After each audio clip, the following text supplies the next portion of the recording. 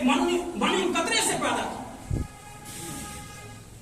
کتنا خوبصورت اور صحیح ڈھانچے کے اندر بنایا ہے، یوں ہی بیکار پیدا نہیں کیا ہے، کسی مقصد کے لیے دنیا کے اندر بھیجا ہے۔ اللہ تعالیٰ مقصد کہتے ہیں قرآن میں، وَمَا خَلَقْتُ الْجِنَّ وَالْإِنسَ إِلَّا لِيَعْبُدُونِ، میں نے انسان اور جنات کو خالص اپنی عبادت کے لیے۔ لیکن جب ہم دنیا کے اندر آئے، دنیا کی چہل پہل کو دیکھ لیا، دنیا کی چمک کو دیکھ لیا، دنیا کی وحدہ فکری کو دیکھ لیا، تو ہم بھول گئے، ہم اس اللہ کو بھول گئے جس نے ہمیں ایک گندے قطرے سے اتنا خوبصورت صحیح ڈھانچے کو بنایا۔ ہم اس اللہ کو بھول گئے جس نے ماں کی گود میں 9 مہینے پالا۔ ہمیں دنیا کے یقین آ گیا، ہم دنیا کے دھندوں میں پھنس گئے، اللہ کو بھول گئے جس مقصد کے لیے ہمیں دنیا کے اندر بھیجا۔ کوئی مقصد تھا، یوں ہی بیکار نہیں پیدا کیا۔ اللہ تعالیٰ کہتا ہے کہ تم نے کیا سمجھا کہ یوں ہی بیکار پیدا کیا، اسی مقصد کے لیے۔ اس لیے ہمیں اپنے مقصد کو یاد کرنا ہے۔ اللہ تعالیٰ قرآن میں کہہ رہا ہے، یا ایھا الذین آمنوا قوا انفسکم واہلیکم نارا، اے ایمان والو اپنے آپ کو اپنے گھر والوں کو اس آگ سے بچاؤ جس کا ایندھن پتھر انسان ہے۔ اس کی تفسیر میں حضرت علی رضی اللہ عنہ کہہ رہے ہیں، کون علی؟ جس کے بارے میں حضور پاک نے فرمایا مدینہ علم کا شہر ہے اور علی اس کے دروازے۔ وہ اس کی تفسیر میں کہہ رہے ہیں اس آیت سے مراد اپنے آپ کو دیندار بنانا اور اپنے بیوی بچوں کو دیندار بنانا۔ وہ کہہ رہے ہیں اس کی تفسیر کہ خود بھی دیندار بننا ہے اور اپنے گھر والوں کو بھی دیندار بنانا، یہ سب سے بڑی ذمہ داری ہے۔ بیوی کو سوٹ دینا اس کو ذمہ داری سمجھ لیا، بچوں کو سکول پڑھانا اس کو ذمہ داری سمجھ لیا، لیکن جو سب سے بڑی ذمہ داری اللہ تعالیٰ نے قرآن میں کہا، یہ سب سے بڑی ذمہ داری، اس سے بڑی ذمہ داری کوئی نہیں۔ یہ سب سے بڑی ذمہ داری ہے، خود بھی دیندار بنانا ہے اور گھر والوں کو بھی دیندار۔ اللہ تعالیٰ قرآن میں کہہ رہا ہے، اے ایمان والو، ان آیتوں کا ترجمہ ہے، ان کی تفسیر میں علماء کرام فرماتے ہیں کہ اے ایمان والو اپنے آنکھوں کو اور اپنے کانوں کو پاک کرو۔ کیا کہہ رہا ہے؟ ایمان والوں کو کہہ رہا ہے، اے یہودیوں نہیں کہہ رہا ہے، اے نصاروں نہیں کہہ رہا ہے، اے غیر مسلم نہیں کہہ رہا ہے، اے ایمان والو اپنے کانوں کو اور اپنی آنکھوں کو پاک کر دو، پھر زمین کا ایک ایک چپا تمہیں کہے گا کہ اللہ ہے، یہ ہوا کے جھونکے تمہیں بتائیں گے کہ اللہ ہے، بارش کا ایک ایک قطرہ تمہیں بتائے گا کہ اللہ ہے، یہ پہاڑ بتائیں گے تمہیں اللہ ہے، یہ بچپن، یہ جوانی، یہ بڑھاپا تمہیں بتائے گا کہ اللہ ہے،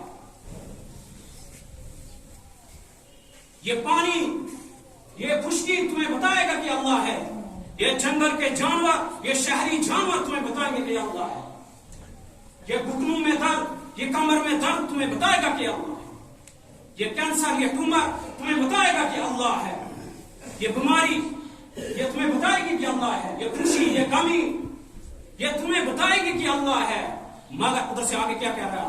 مگر تمہاری آنکھوں نے حرام دیکھا، تمہارے کانوں نے حرام سنا، نہ ان آنکھوں سے اب اللہ کی عبرت کا مقام دکھائی دے رہا، نہ ان کانوں سے اب اللہ کا کلام سنائی۔ اس لیے اپنے کانوں کو پاک کرنا ہے۔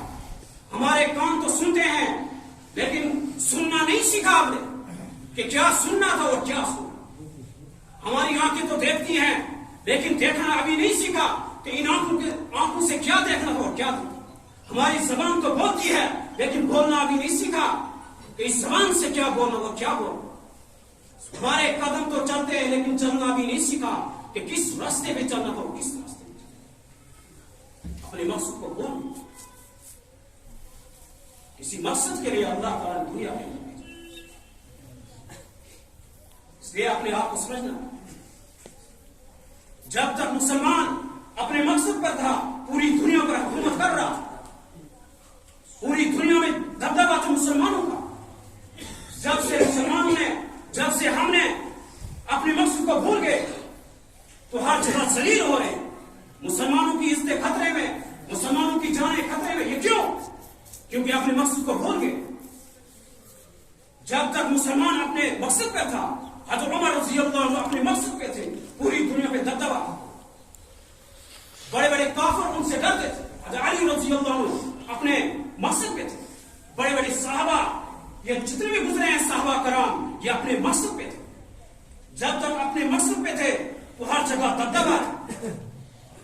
لیکن آج کے ہم مسلمان، آج کے ہم ایمان والے، کمزور ایمان والے، نام کے ہم مسلمان، آج ہم اپنے مقصد سے بھول گئے، اپنے مقصد کو چھوڑ دیا، اس لیے ہر جگہ ذلیل ہو. دنیا کے اندر جتنا بھی عذاب ہو رہا ہے یہ مسلمانوں کی وجہ سے.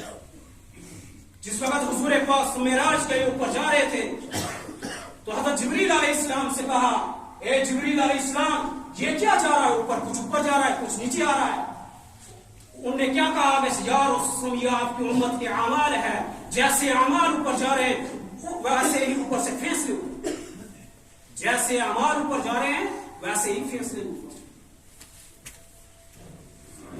حضرت عائشہ رضی اللہ عنہا سے کسی نے کہا، اما جان، یہ دنیا میں زلزلے کیوں آتے ہیں؟ تو حضرت عائشہ رضی اللہ عنہا نے فرمایا کہ جب موسیقی کی محفلیں سجائی جاتی ہیں، جب گانا بجانا عام ہو جاتا ہے اور شراب کھلے عام پی جاتی ہے اور زنا بے غیرتی کے ساتھ زنا کیا جاتا ہے، تو اللہ تعالیٰ زمین کو کھسکا دیتے. جب زنا بے غیرتی کے ساتھ زنا کیا جاتا ہے تو اللہ تعالیٰ زمین کو ہلا دیتے. زنا کرنے والے کو ندامت نہیں، نہ عورت کو نہ مرد کو، شراب پینے والوں کو ندامتی نہیں، جوا کھیلنے والوں کو ندامت نہیں، گانے سننے والوں کو ندامت نہیں.